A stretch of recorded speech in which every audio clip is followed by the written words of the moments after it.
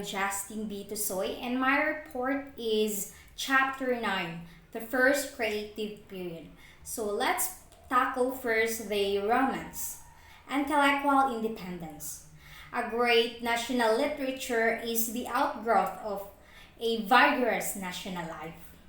So the first writer of romance is Charles Brockden Brown, was an American novelist, historian, and editor of the early national period. The beginning of the genuinely imaginative literature, however, may be seen as early as the work of Charles Brockden Brown, and he also known as the father of American novel. The second one is Washington Irving. Irving was a far greater artist and had a wider experience of men and countries. He was an American short story writer, essayist, biographer, historian, and diplomat of the early 19th century. The third one is James Fenimore Cooper. He portrays prominently the Roman of the frontier, of life in the open, of the struggle of civilization with the wilderness in clearing forests and establishing settlements, of the adventures of traders and trappers with the wild beasts and Indians. Cooper wrote 32 stories in all historical romance. Two of his historical romance are the Romance of the Sea and the Romance of the Frontier. So the Tales of Edgar Allan Poe. So the Tales of Edgar Allan Poe is a strength, abnormal genius. One of his tales is A Descent into the Maelstrom, are tales of adventure with added interest of semi-scientific speculation. These are tales that all comparatively short. That's why Poe often called the father of the short story. And Nathaniel Hawthorne, the most delicate and charming of all our early romance. Hawthorne's most important contribution to literature are four long romances: The Scarlet Letter, The House of the Seven Gables, The Blithedale Romance, and The Scene of the Marble Faun. And so the next one is Harriet Beecher Stowe.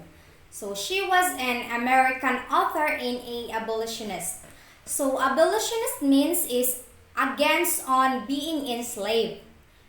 She came from the religious Beecher family and became best known for her novel Uncle's Cabin, which depicts the harsh conditions experienced being enslaved in African Americans. So those are the writers or authors of the romance. So let's proceed. Poetry. Early minor poetry developed much more slowly in America than prose romance. So the writer of the poetry is William Cullen Bryant, our first great American poet. As a poet, he is remarkable not so much for the quantity of range of his work, but it's for dignity and purity. He wrote comparatively little, and most of it is nature poetry, reflective in tone. Among his best nature lyrics are June, the planting of the apple tree, the death of the flowers, and the faint gentian. The most widely known of the purely meditative poems are Thanatopsis and To a Waterfall. So the next writer is Ralph Waldo Emerson, usually thought as a philosopher and essayist, a leader in a transcendental movement. He was one of our early poets. So his poetry, however, has never been popular, and one of it is difficult to understand. Many of his poems, such as The Sphinx, The Problem, Merlin, and Brahma, other of his works shows an intimate love of nature. So the next one is Henry Wadsworth Longfellow. Has been the most popular of all our American poets. His simple, melodious verse sang themselves into the hearts of the people, touching with beauty their common joys and common sorrows. He was a scholar and drew most of his inspiration books in short poems. His first volume poems is Voices of the Night, and the most important longer poems are Evangeline, Hiawatha, The Kerchief of the Mild Standish. So the next one is James Russell Lowell. was an American romantic poet, critic, and editor and diplomat. Lowell became the discriminating critic of this new knowledge. Much of his writing was therefore in prose, but he was a great poet also. His lyrics and idylls are quite as beautiful as Longfellow. So the next one is John Greenleaf Whittier. Has been called the laureate of freedom. Much of his early poet is anti-slavery poetry.